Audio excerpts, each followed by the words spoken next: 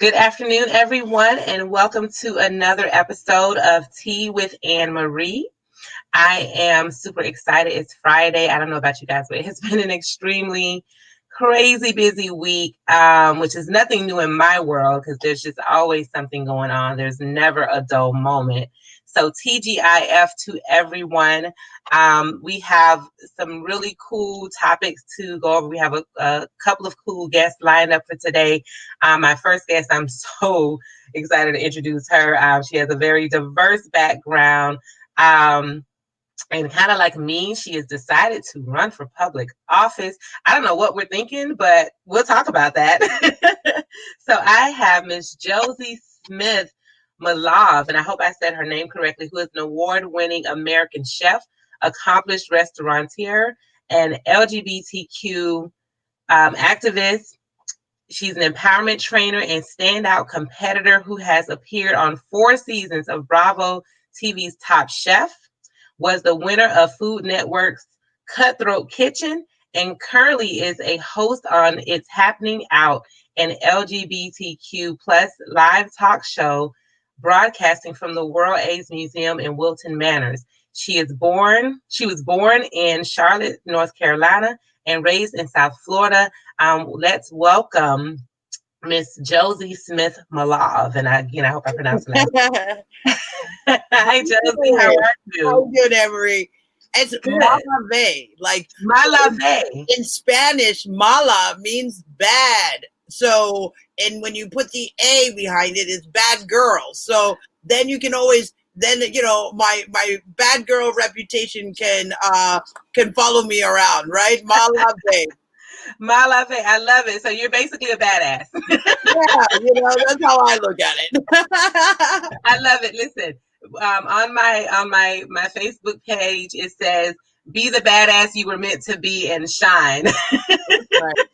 And hopefully we inspire a few more badasses along the way. Exactly, absolutely. So, tell me and the audience, because you seem to have a very extensive career, first being a chef. So let's start with your background. Who are you? Where are you from? Well, North Carolina, of course, but give us some background on who you are, and then how did you get to be this, internationally trained chef, and have been on a part of all these different shows, and let's talk about your journey. Okay. I don't know if we have enough time, but I grew up here in South Florida. I was born in Charlotte, North Carolina.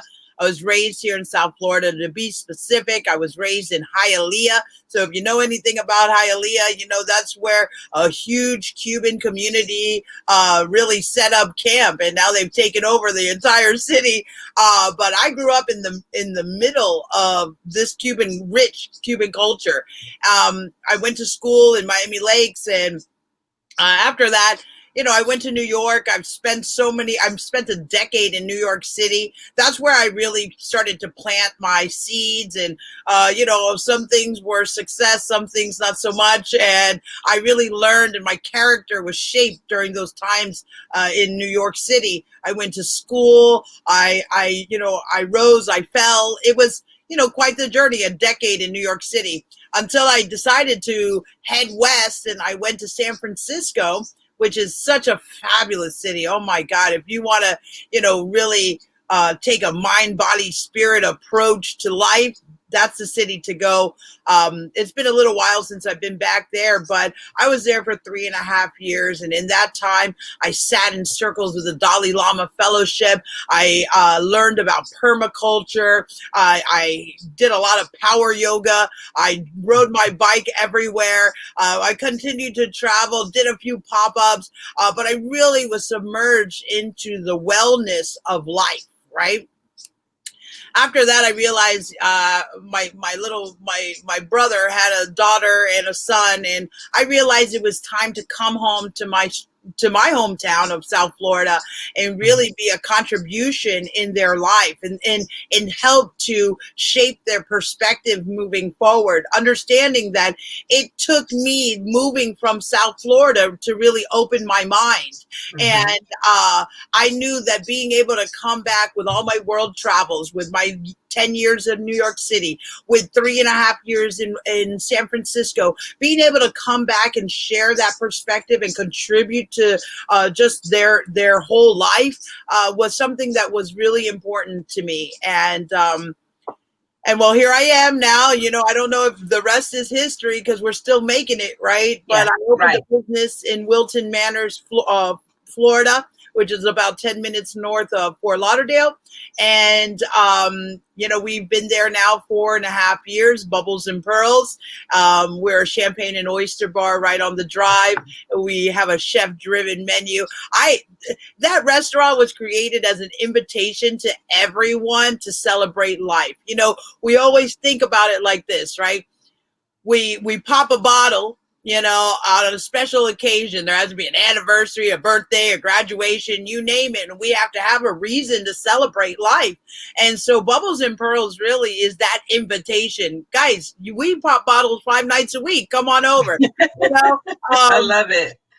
And so that's, and then, well, here we are now. And I've decided after many years of being in transformational work and being a trainer, empowering adults to create real tangible results in their life, I finally decided that, I've been an activist, I've been a community organizer. Now it's time to get into the meat and potatoes of this political conversation and be a part of creating the legislation that actually shapes the lives of our communities.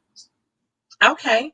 So you're running for mayor of Wilton Manor. Tell us a little bit about Wilton Manors for those who may not be familiar or don't live in Broward County or outside of the state of Florida. Tell us about Wilton Manors, because I know it's one of those little unique places. Yeah, kind of like me, Wilton Manors is an island city. It is 2.87 square miles radius. Okay, so we're surrounded by body of water and little bridges that you cross in order to get into our little city. We have residents of about just under 13,000 people and growing. And it's really important, you guys out there, fill out your census. But it's a little small town island vibe feel of a city. And there's so much potential here, but it starts with the good bones, right? We have some good bones. I'm so, it's very LGBTQ, accepting and inclusive. The residents are made up of about 35% LGBTQ, 35 to 40% LGBTQ plus community. You walk down the streets, your neighbors, you see them in the stores. We all stay in the neighborhood, really. And we have 17 parks. We're a national wildlife habitat, and that's very neat. Again, those waterways that are surrounding us, you can go on a kayak and take a look at all the houses from the waterway, and really, the city has so much potential and so many places we can go, and that's why I've jumped in. Okay. I have some more to say about that. My intention was to run for city commissioner at once, but our mayor, who was the people's mayor, Justin Flippin, he was my friend as well. He passed away unexpectedly while heading to a commissioner meeting. And the intention for me was to support his reelection and then run as a commissioner to support him in helping the city grow. I mean, that was my intention from the moment I moved in and chose Wilton Manors as the place for my business. But when he passed away, I saw that there was a real, true need for someone with vision and someone with energy and someone who understands the current climate to step in and really help lead our city through this crisis. Because my goal is not just to survive this crisis, but to thrive in it. Yeah, well, that's wonderful, and condolences about Justin. I didn't know him as well. I met him, one or two times in my life, but I know when he passed away, there was definitely an outpouring on social media, especially because it was so sudden and unexpected. So I think it's good that you're, stepping up. So when is the election? Is it? I assume it's a special election that's happening. November 3rd. Yeah. November 3rd. Okay. So same time as the general election. Okay. Mm-hmm. So which is interesting because that's going to be a very crowded ballot. And we're all the way at the bottom, so it's like they have to once they get through all the hurdles, then they still have to be there to vote for their mayor. So for their mayor, wow. So that's very interesting. So why is it you represent man three very important constituencies. You represent women, right? You represent women of color, and you represent the LGBTQ plus community. Why is it important for someone like yourself, a badass like yourself, to decide to step into the public space and say, I'm going to step up to fight for, make a difference in my community? Why is that important? So let's unwrap it this way, right? It is time. It is long overdue for women of color, for the LGBT community to have a seat at the table. Mm-hmm. Anytime we are creating any type of legislation, when we're making decisions that affect people's lives, the stakeholders have to be at the table. And currently, in Wilton Manors, and this is something that they know that they've been struggling with and trying to find answers, and they're proactive about it. And we can always do better. But the reality is that 65% of 70% of Wilton Manors is white, and that's much above the national average in terms of a city. We're a little city, but they struggle with diversity and trying to understand how can they make their city more diverse. Well, I'm a firm believer that if you want to do something, you need to have, if you want something to be diverse, you have to have a diverse leader at the table. I represent the intersectionality of many different conversations, not just LGBTQ, but also, like you said, a person of color, also as a woman.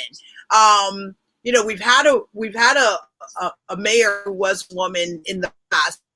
So we'd be the first woman, and I'd be the first person of color, the first woman of color, and equally LGBT, right? So again, we're entering into the intersectionality, which is what this world it has basically morphed into, and what people need to start understanding. It's not just one conversation. There are a lot of people in our communities who represent this type of complexity, right? Excuse me, but it's where we're able to bring the conversation. I know a lot of politicians are talking about Black Lives Matter right now because it's trending, because our streets are burning, because finally people, our society, the residents in our cities, the voters out there are fed up, and they are fired up because they see this, and for the first time in our lives, the world has been slowed down. If we weren't in the middle of this pandemic, would we still have seen this type of progress from the George Floyd incident, right? Because it might have just been cycled into the daily, nightly news, and we might not have seen it, really experienced it, had it, playing over and over again on our TVs, and people were like, for those of us who have been in the conversation, we know this injustice has been taking place for many, many, many, many, many years, decades, right? And we know that the inequality and the injustice has been taking place for over 400 years. So let's be real about that conversation. Now, I'm not gonna unpack that entire can of worms right now, because that's not what brought me on to. But the reality is that now, we need members who are sitting in our city governments, our municipalities, who actually know the conversation, who are really a voice for people of color and understand the struggle and understand what it is we need, the changes we need to make, the adjustments, the amendments, the things we need to add to our current government and governance. Yeah, that makes sense. So Wilton Manor, you're like a microcosm of what's happening in the world. And so we know that Joe Biden hasn't made his VP pick yet. Are cities and places like Wilton Manor, just like the U.S., ready for a woman of color? And I know that we have other women of color as mayors in various cities. But like you just said, with the demographics, Wilton Manor, 75% white population. It's not about LGBTQ because there's a large population there. It's now becomes, your challenge is now, is Wilton Manors ready for a woman and a woman of color? Just like we have Joe Biden, if he picks a woman, which he's determined that, we just don't know if it's going to be a woman of color. And if, he picks a woman of color and God forbid, for whatever reason, he decides to not finish his presidency or whatever, and she now becomes president, is America ready for a woman of color in these types of power positions? Yeah. Well, that's a great question, and I guess we're gonna find out in November. Hopefully soon. We're like all on the fringes here. Look, this is why this election is so important. Right now, look, we have an opportunity around the country to stand up for the leaders who represent our issues, represent our our cause, and not only that, but understand it, and are not just like getting notes from their speech writer to like, oh, don't forget to mention Black Lives Matter, like, Right. you know what I mean? The reality is I don't want to alienate anyone either. Okay, I'm a different kind of leader. I know that this conversation is very important. Obviously, I'm a woman and a woman of color who have been living this conversation. Okay, so I get it from that standpoint and that perspective. But what I know is I'm really the kind of leader that is, let's meet everybody where they are, right? I'm not going to judge you because maybe you're not as informed as the rest of us, but I take these opportunities as a way for education, as a way for sharing and opening consciousness and opening awareness around these topics. My wife is from Kentucky, right? And from Louisville. And I think, if you've been watching the news, a few things been going on in Louisville, right? And she grew up in that kind of environment. And we laugh sometimes because she'll make a comment. I go, baby, that's racist, man. And she goes, what are you talking about? What did I say? And, listen, we have moments of education in those moments, and why, we talk about reparations, and she asked me real questions about reparations and, why do we need reparations? And, we got to understand something, yes, we got to hold people to a higher standard, and, we're in 2020 and people should be up to date on what's been going on for the past 430 years. I get that.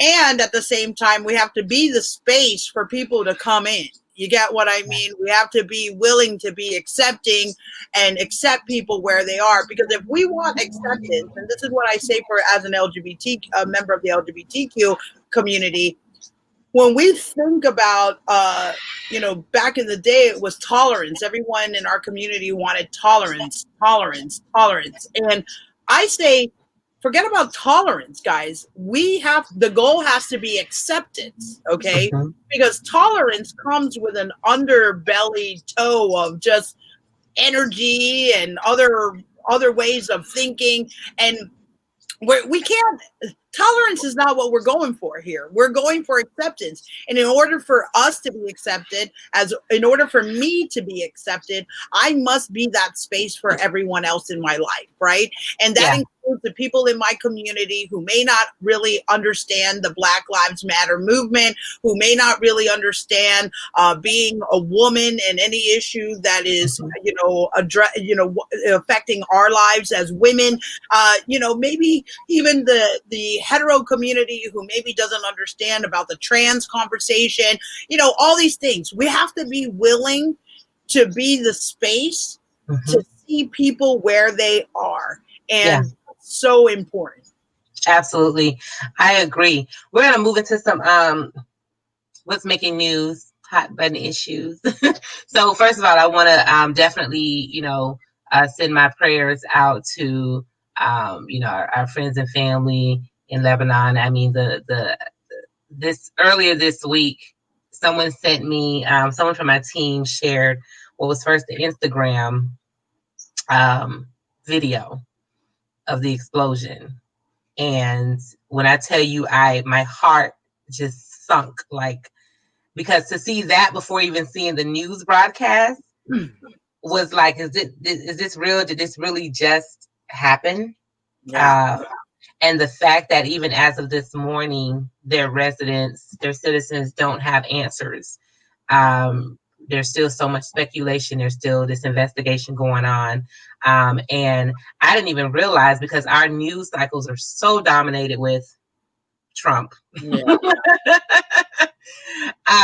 That I didn't even realize the other challenges that they were having, as in many countries, especially with this pandemic, and with their economy and everything. So this is like a huge blow to their community, to their economy, and they have a mistrust for their government and not feeling like they're getting the best, from their government, their leadership. So I don't know if you want to share any thoughts about, just that explosion that happened earlier this week, from your perspective.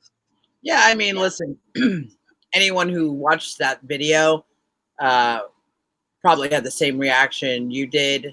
Um, it was as if an atomic bomb went off in the middle of the city. It was, um, I have never seen an explosion like that. And I mean, it took out an entire I mean, not just a neighborhood, it was like a part of the city, right? Yeah. And the whole entire port. I mean, I saw the before and after photos. So it brings up a few points, right? There's Yeah. some speculation around some chemicals that were, um, um, I guess, being held at the port, and they had been confiscated from something, a ship that had come in. And the question is, why was it there for that long? Right. That brings up environmental issues, and why environmental issues are on the table right now, because we're being, I'd say, slack about it. You know what I mean? And we're thinking that, especially with the leadership of this administration, they don't think that we don't, that we have a climate issue. They don't think that there is, that we have to worry about our environment.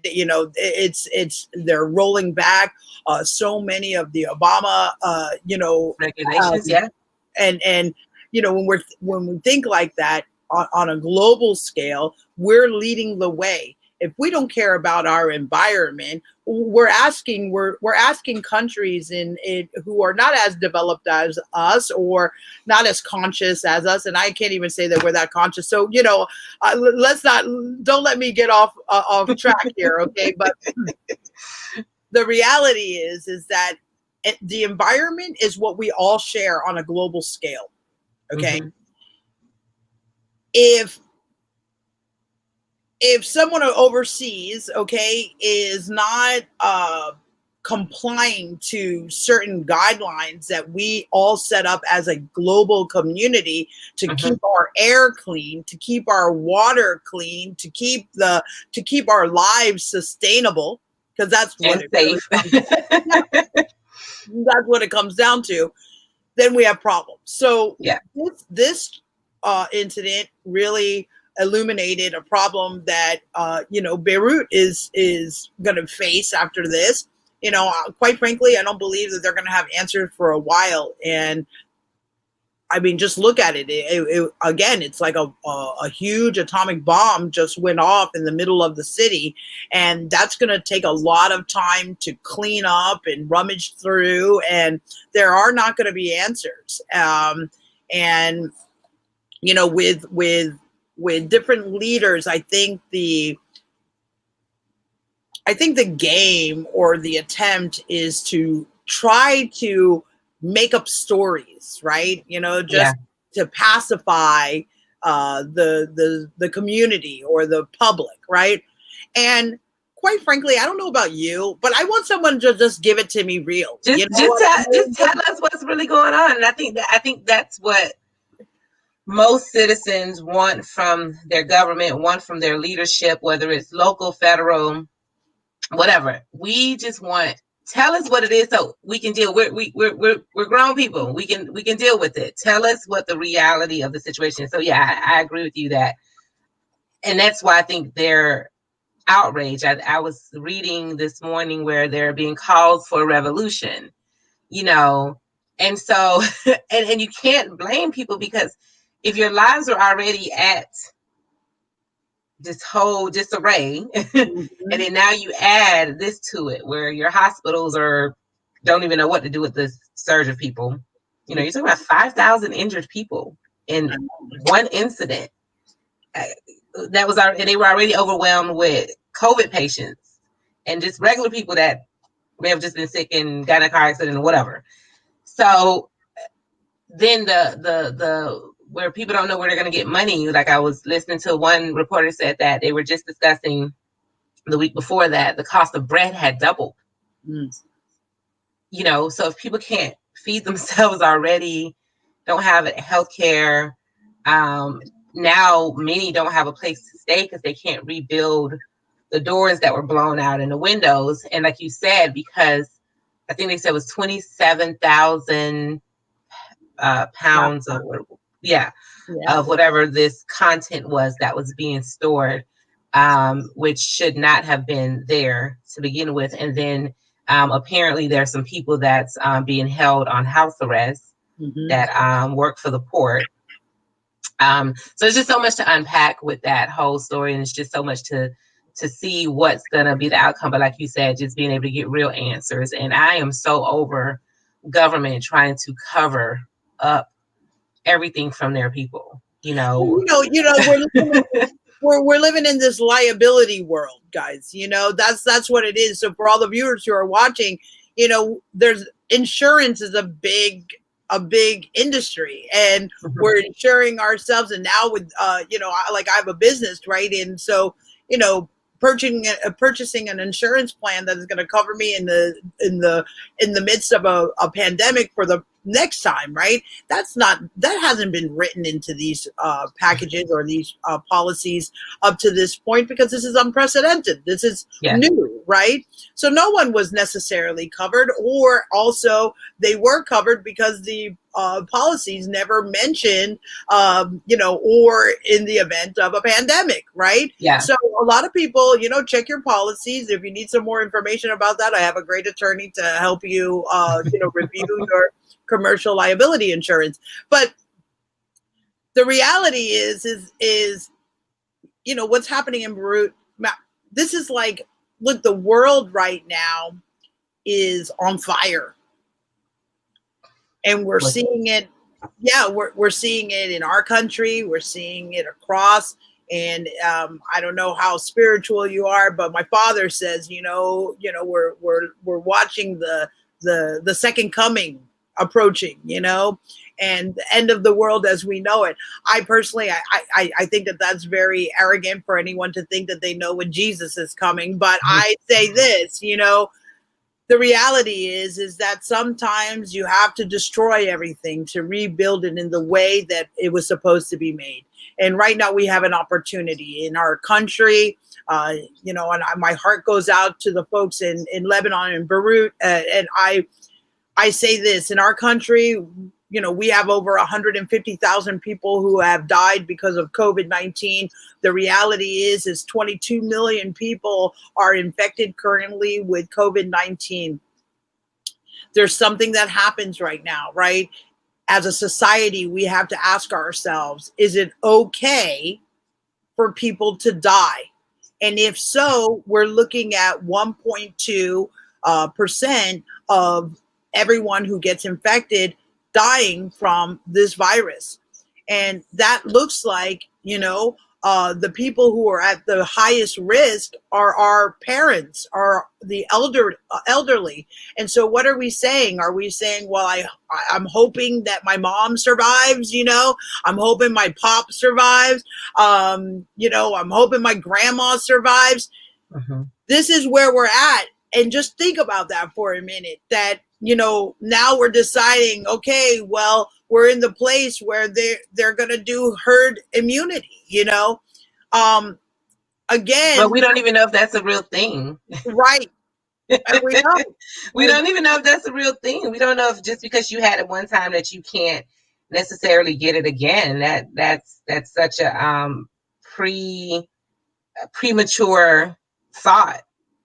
Well, the good thing about that, though, I was having this conversation because I'm in this conversation all the time, having recovered from COVID-19. And trust me, I stay on top of this because, if I have not heard not even one single case in all the people that have been infected of anyone who's been reinfected, not one single case. And, they're still studying the antibodies. And again, this is one of these viruses. This is a virus that we don't have enough information. So how do we navigate through a virus, an economy, mitigating a broken unemployment system, and mitigating the consequences of a broken unemployment system? A lot of our systems have been stressed right now because they weren't set up to handle this amount of volume, right? Yeah. And we you talked about the price of bread going up. Here in our country right now, there are bread lines everywhere around the country, even in my own community, and we're like an affluent, a well-off type of neighborhood, but not everyone is as well off as the Wikipedia or the numbers would say, right? And right. There are people who have lost their job. 1 in 4 people are unemployed. Before the COVID crisis, 1 in 5 kids were going to sleep hungry in our city here, right here in South Florida. Now we're looking at 1 in 3, and those kids are not we're not talking solo. So if you think 1 in 3, you think about their parents and their families, and they possibly have siblings, and who knows? I'm a firm believer, because I've been in food my entire life, that there's an abundance of food. There should be no one hungry in this country. We are the richest country in the world. In a matter of fact, there's enough food on the planet. There should be no one going hungry at night. Again, we don't want to unpack that can of worms. Well, capitalism. Okay. Oh man, we could get into a good conversation about that. But there's a thing called capitalism. So we gotta call it what it is. We gotta really wake people up. It's our duty. It's my responsibility and my obligation to my community that I live in, to raise the level of awareness and to raise the consciousness, and to really hopefully inspire that people see their neighbors, and beyond their color, beyond their sexuality, beyond their race, their sex, whatever, we really need to start seeing each other as the humans we are, because Yes. the challenges we're facing in this moment, they're not just about me being a woman of color or being LGBT or, any of it. Okay. Just It's, being a person. I'm a human being, Yeah. you're a human Yeah. being. And I get that, there's deeper levels of this conversation. And I think that we got to get everybody to the table first, So, like, I'm ringing the dinner bell. Ding, ding, ding, ding, ding. Okay, dinner bell, guys. Dinner served. Everyone, let's go to the table. And we're serving up mac and cheese, okay? We're going to start off with mac and cheese. And then later on, I'll add a truffle to it, okay? And I'll go a little later on and I'll add another, and maybe I'll put a little foie gras with it. And, and then you're like, whoa, whoa, whoa, whoa, but you got to really be able to understand that you got to know your audience. And unfortunately, the world we're living in, people have been living a real comfortable life. This pandemic has woken people up because it's touched their lives in ways they never realized. Never Thought they were thought. safe and comfortable, Yeah, exactly. So TikTok, are you on TikTok? I am. I don't really know how to work it so well, but I'm learning. Don't feel bad. Tips, let me know.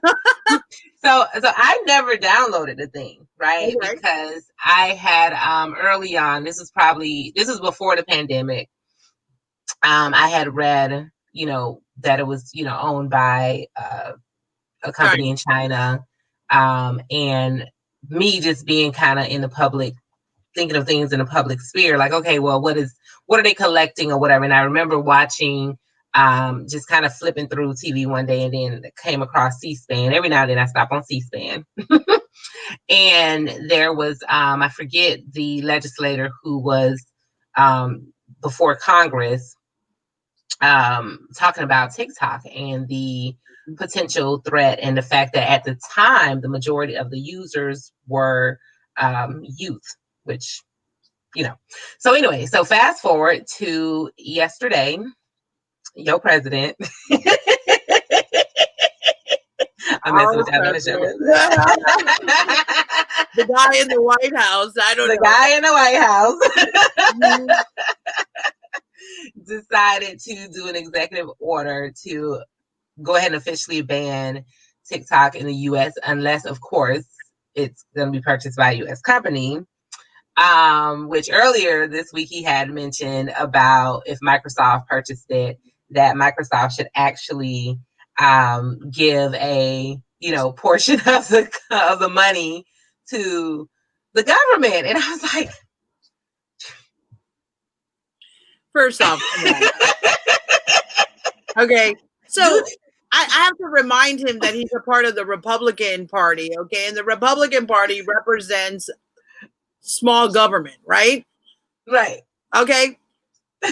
He's trying to control everything, okay? He's trying to be a dictator, a czar, now he wants to dictate how TikTok can operate as a business. He doesn't have the jurisdiction to be able to do that.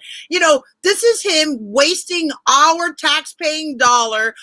Everyone who has to put their name and review that document and how many offices it has to go through, and this formal, executive order.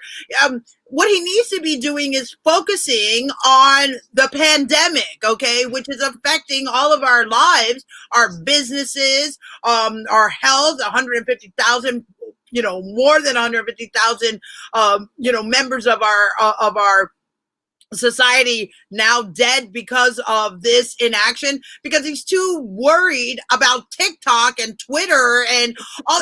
I've never seen a president in my life care about these things. Maybe he's brainstorming when he's on the on the golf course. Maybe he's brainstorming. I need some fresh air too when I need to get some fresh ideas, right? I go out to the beach, I sit on the beach, I let it breathe.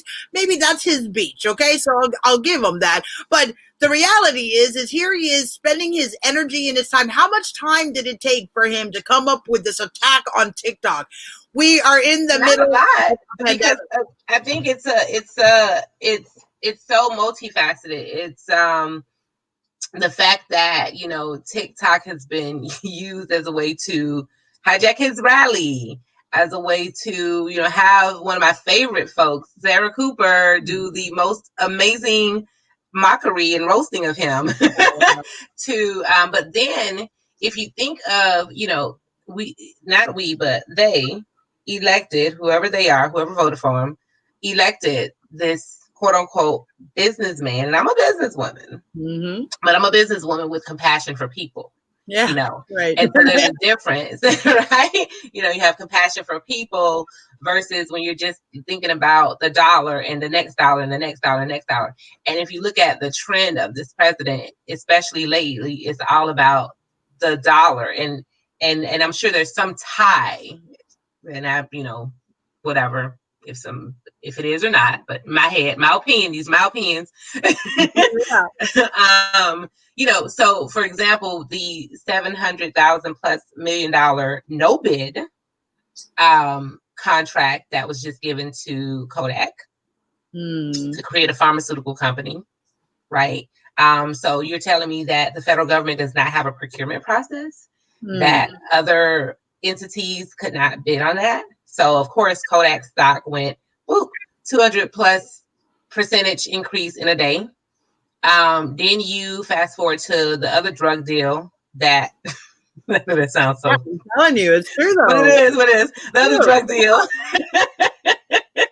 that he just signed, right? And then you now you fast forward to now this whole thing with TikTok, where you're going to try to force whoever the buyer is, but Microsoft specifically, who came out, you know, front to now. Which I'm like, I don't even think government does not get paid from the private sector like that. Like, you get paid from taxes. And his family does, and everyone who's put peppered through. Okay, everyone is getting a kickback there. I mean, he's so used to getting kickbacks that you publicly say, basically, Microsoft, you should give the government, i.e., my administration. Everything he does, everything I see that he's doing is a quid pro quo. Okay. He's blatant about it. And the reality is I'm just not understanding how it is that we can, you know, tag him for or penalize him. You know, is he that untouchable, right? Is he that untouchable? And are the people around him that untouchable? You know, it gets very discouraging for folks who are out here struggling in life and trying to do everything they can to do things the right way, do it with integrity, do it, you know, based on principles and values. And then they see a president in the White House getting away with murder. Okay. And, you know, again, this is my invitation to everyone who's watching. November 3rd can't come soon enough. Make sure that you are registered. Make sure your friends are registered, your neighbors, your co-workers, everyone on your block is registered. And then on top of that, come election day, if you haven't already requested your mail-in vote, okay, make sure that we are being communal about this. Wear your mask, get in the car, and bring busloads to the polls. It's time for us to show up and show up big, because enough is enough, guys. I don't think that as a country we will survive 4 more years of Donald Trump, because we've seen the amount of divisiveness, we've seen the amount of just inequity that has continued to now be, you know, it's like, it's really, it's spreading like wildfire. And we're seeing that the energy, you know, people who were, you know, my neighbors, now they have this kind of chip on their shoulder, and everyone is pinned against each other. My father is a Trump supporter. Don't ask. We don't talk about it. Woo! How does that conversation go? Oh man, you can see me, right? I'm a little fired up, but in order for us to have dinner, I'm just like, Dad, no politics. Okay. No politics. um, but we really do have conversation because I told you I'm about meeting people where they are, and I'm always asking all of my colleagues, my friends, my family who are Trump supporters. I ask them, can you please explain this to me? It can't just be about the economy because the economy is in the dumps right now. Yeah. It can't be about border control and keeping our borders safe because, quite frankly, no one wants us in their country now, so we don't have to worry about anyone wanting to come here. I know that was the funniest thing. I think it was yesterday we issued that we're going to open. We're opening our limited travel or whatever it was, Right. our restriction. So it's kind of like, well, nobody wants to come here right now. So, I know. And nobody's letting us come to their country right now, other than like a few, like 10 or 15 countries. Yeah, so sad because I'm a traveler. I want to be able to get up and get out, but I won't even get on an airplane right now, and that's the reality of it. I don't want to be in a packed airplane in the middle of a COVID crisis. I've already had COVID. I had it for 65 plus days. I'm not trying to do this again. You know what I mean? And I'm glad you survived it. Wow. Oh, me too. My friend who we had it at the same time. I think I got it from him actually. He unfortunately passed away, and when you think about it, it's I've had so many friends pass away right now, and I've never, I've lost friends in my life, but in a year, not even a year, I've lost over 10 people who I know. Wow. Oh my God. Yeah, and that's a lot. So I don't take this crisis lightly, and as much as I'm a business owner and I want to get back to business, and I'd love to have a concert and go and dance my butt off in on a dance floor or in a concert or listening to some live music or any of those things, go to the theater, do all these things that we'd like to do as a part of the quality of our life, the luxury, the privilege of our lives right here in the United States. We are where we are. And so we have to get through this first. And, the more divisive we remain, the longer it's going to take for us to rebound. Yeah, no, absolutely. It is going to take longer. So I say that, one, we just have to be patient with this process. And I think God, universe is trying to show us, be patient with the process. Let nature do what it does, right? And use this time, as I say, every time I have this show or any other show, use this time to really do self-assessments. How can you make a difference, whether it's in your life, your family, your community? But we have to look at this as a collective effort, not about your freedoms being taken away, not about, we're all suffering from this. We are all, whether we've lost someone directly or we've had friends that have lost someone or we've lost friends, it impacts us, all of us. It impacts all of our businesses. Some businesses are still doing better than others, and God bless those of us who are still able to keep our doors open. But there are others who've shuttered forever. I just saw one of my favorite stores that I've been shopping at for 20 plus years, New York and Company, is going bankrupt, closing all of their stores. And I was like, oh my God, I'm gonna get my work clothes from. But anyways, so you're talking about small and large companies being affected. Those are a lot of people that are going to be laid off across the country.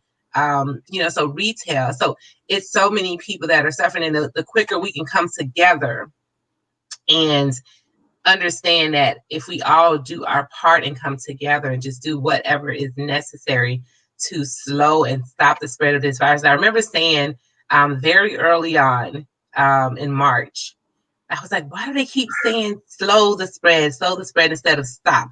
Why are we focusing on just slowing?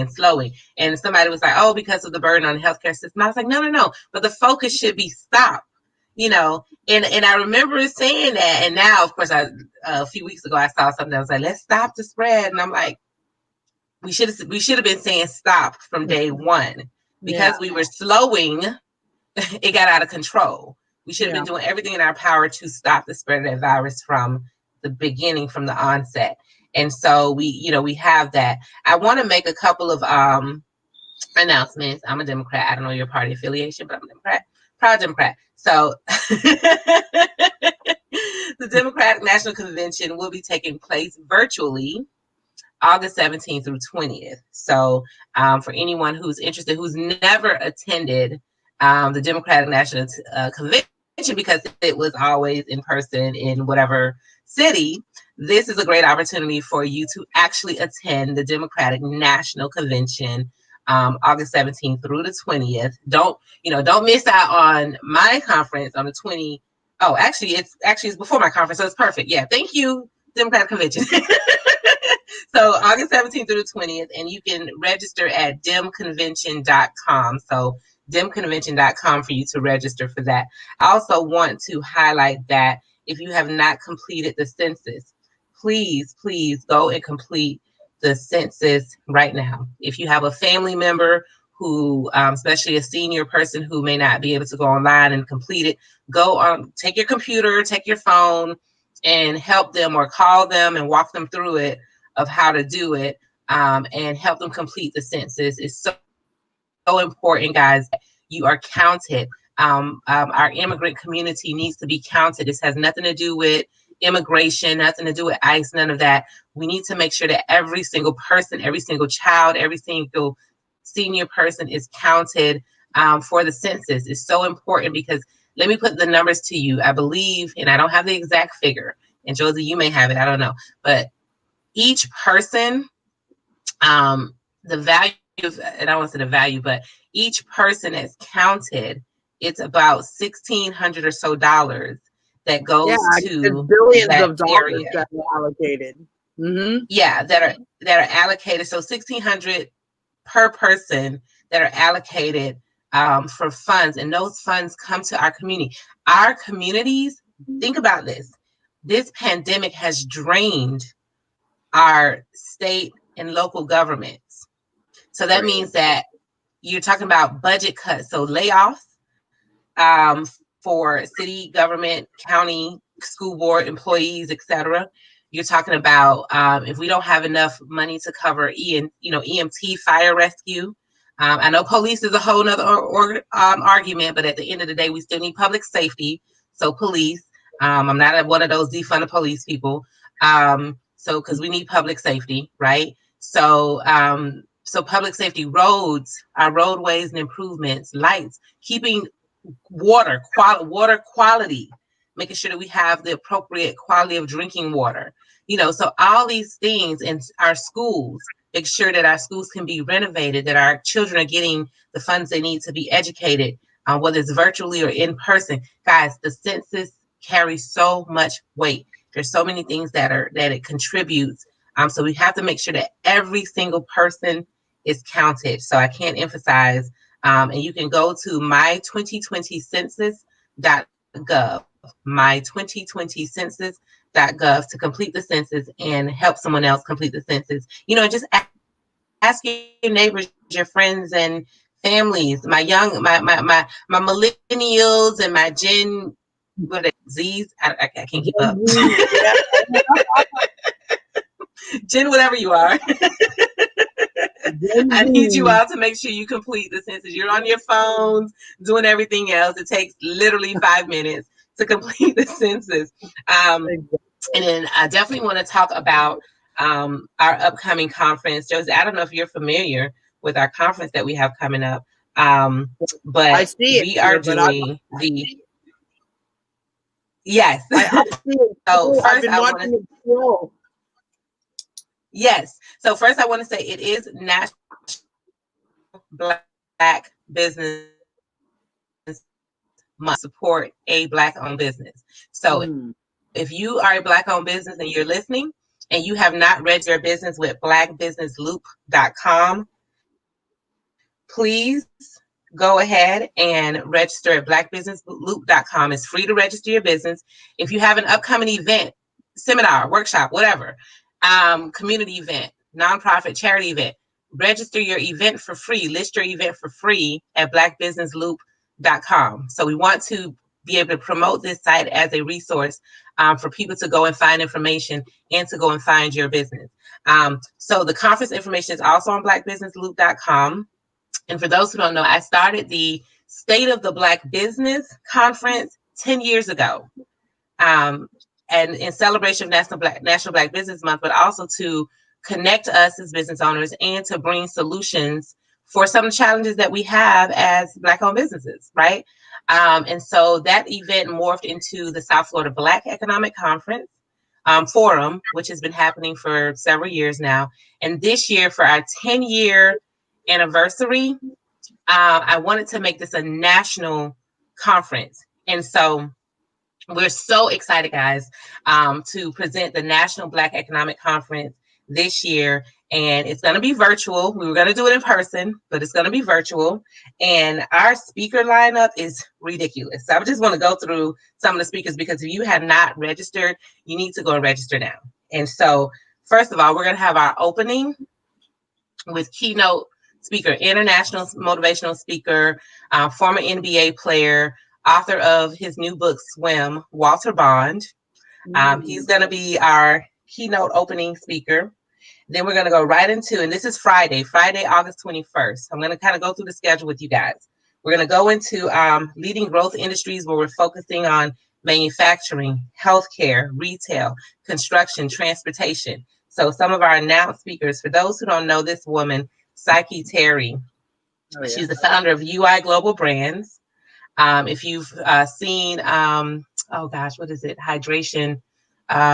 It's a skincare product, but it's in Target and many stores. But she's in her products. So she has skincare, healthcare, and household products that are in over 10,000 retailers globally.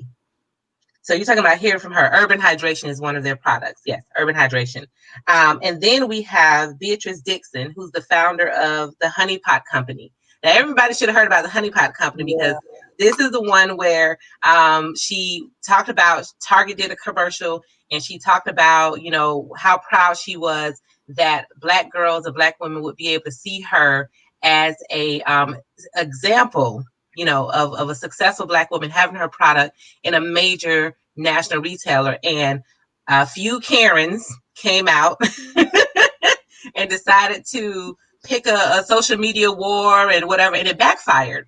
And it backfired in such a way where she has sold out and Target has not been able to keep her products on their shelf, right? So we're going to have... I try to go find it. I can't find anything, right? So, and these are feminine products that she sells. So we're going to have Ms. Beatrice Dixon. I'm so happy to be able to have her. We have Broward County Mayor Dale Honus. For those who don't know, Broward County Mayor Dale Honus founded this conference called the FITSE Conference, and it's basically focusing on international trade and exports, import, exports, trade. So we're looking at Go Global, Caribbean and Africa trade and investments, which is going to be Mayor Dale Honus, Joseph Bell, who's the regional manager for international trade and development of Enterprise Florida. And we also have the ambassador from Ghana, who's going to be joining us as well for this particular topic. So again, and that's just, you know, I'm going down a list. Then we're going to go into beyond the statement, corporate responsibility to the Black community. Yes. It's, you got to go be more, you got to post more than a statement. So we have, I have some announcements coming with that one a little bit later, as far as what corporations are participating on that panel. So we'll announce that one a little bit later. Access to capital for businesses, which is so important. We have Ms. Inez Long, who's the president and CEO of Black Business Investment Fund of Florida. Scaling your business with government contracts. We have several government officials who are going to be talking about how to do business with these different government entities, city, county, school board, federal. So you don't want to miss that. The impact of media on the Black economy. I am so excited. We're going to be able to host the vice president of MSNBC, Miss Yvette Miley, who will be a part of this, along with Dexter Bridgman, who is the publisher for Legacy Magazine and MIA Media Group, and Bernadette Morris, who is one of my favorite people. She's one of my mentors in this industry of marketing, PR, advertising. So she's the owner of Sunshine Communications, but she's also the founder of the Black PR Wire. So definitely going to have her. And that's just Friday, guys. That's just Friday, right? Yeah. So you don't want to miss it. Saturday, we're going to have another opening keynote. We'll be announcing. And so I don't want to give you all the announcements, but I got to give you some announcements for next week. So we have another big opening keynote speaker I'll announce next week. We got What's Hot in Technology and Innovation, Armando Pantoja, who has a multi-million-dollar Black-owned blockchain technology. He made national news as well, global news as well. And we have a couple of other folks that we're going to announce with that. And then we have Health is Wealth. This is going to be a comprehensive approach to your overall well-being. So we have celebrity chef Ed Harris. We have Robert Ballou. We have Miss Nicole Chapman, who's the fitness guru expert featured at Essence Festival. We have Adrian Carter, who's going to be talking about relationships from the single perspective, particularly with the focus on men. And then we have Rufus and Jenny Triplett, who are marriage lifestyle experts, and their book is Surviving Marriage in the 21st Century. So we got all the relationships covered here. Yeah, but your mental health, your physical health, your nutrition, and your relationships. This is amazing, guys. And then we're going to have Green is the New Black, the $10 billion cannabis industry. So Roz McCarthy with minorities and medical marijuana. Miss Cheryl Murray-Powell, who is also my business partner with Cannabisiac, but she is an agriculture and cannabis attorney and consultant. And then Miss Dashida Dawson, who's the founder and best-selling author, The Weed Head and Company. And then the last two, Getting Those Digital Dollars, which is the influencer takeover, how people are using the internet to grow their brands as well as even their personal brand and making millions of dollars on it. So you don't want to miss. And then we have the family investment, creating a wealth framework for your family. So you don't want to miss the National Black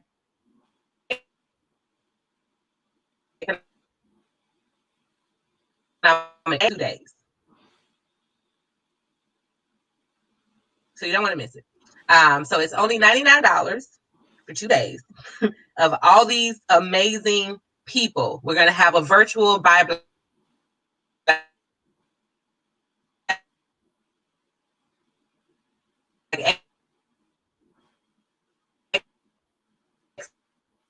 Yeah, I've done this too with this breaking up of. Oh, not too late if you want to go on now. Okay, are you there? Yeah, you're back. Okay, I don't know. I'm so sorry. I don't know what's happening with my internet. $99, 2 days virtual. Correct? Yep.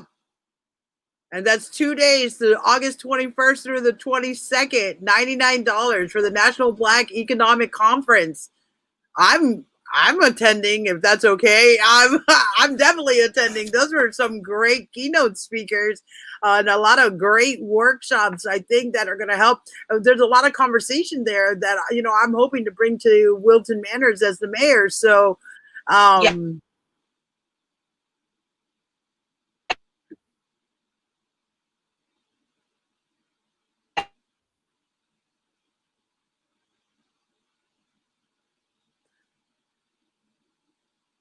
at least when Ann Marie freezes, it's beautiful, right?